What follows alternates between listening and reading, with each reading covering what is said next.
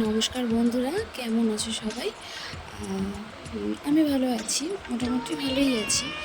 আজকে একটা নতুন জিনিস আমি শেয়ার করব। আমার ছোটো থেকেই আঁকা বলো, আ যে কোনো মানে হাতের কাজ আমার প্রচুর খুব ভালো লাগে।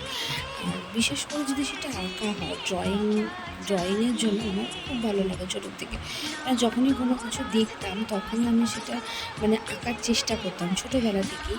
তো এই নিয়ে আমি মেহেন্দির একটা কোর্সও করি, প্রফেশনাল মেহেন্দি আর্টিস্টও হয়েছি, মেহেন্দি শিখেছি। তো তারপরে আ ঘরে এই জামাটা, যে জামাটা আমি দেখছো তোমরা, এই জামাটা অনেকদিন থেকেই জামাটা ফেলে দেওয়ার মতনই একটা জামা।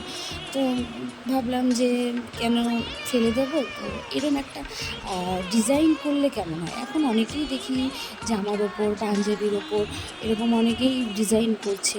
তো ভাবলাম যে আমি তো পারি করতে, তো একবার দেখি চেষ্টা করে কেমন হয়, করতে পারি, কতটা কি করতে পারি। এটুকু করলাম, জানি না কেমন হয়েছে। তোমরা জানিও কেমন হয়েছে। আমার ভালো লাগে এরকম, যখন একা থাকি, ফাঁকা থাকি, তখন আমার এই কাজগুলো করতে খুব ভালো লাগে। মানে যে কোনো জিনিসের ওপর আমি একটু এঁকে ফেলি, সেটা দেওয়াল হোক, চাই যে কোনো জিনিস হোক। তো আমার ভালো লাগে এরকম আঁকতে। যখন একা থাকি তখন আমি মানে একার একটা সঙ্গী আমার এই ড্রয়িংটা। তো এটা আমি করেছি, নিজের জামার উপরই করেছি। আ আ সেরকম কোনো রং ইউজ করিনি।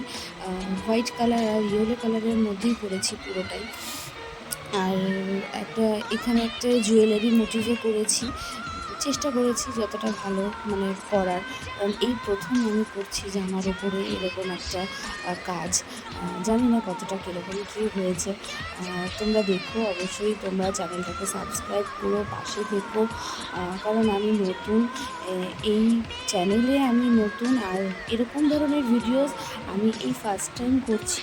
তো আবার মানে যদি মানে আমি এরকম করব, কারণ কী বলো তো, আমার এই টাইপের ড্রয়িং বলো, এই টাইপের সব কিছু আমার করতে ভালো লাগে। শেষে জামাটা হয়ে গেছে। আর কেমন লাগছে জানিও সবাই। আমি জামাটা পরেও নিয়েছি। আর এই ছোট্ট ব্লগটা দেখার জন্য অনেক ধন্যবাদ।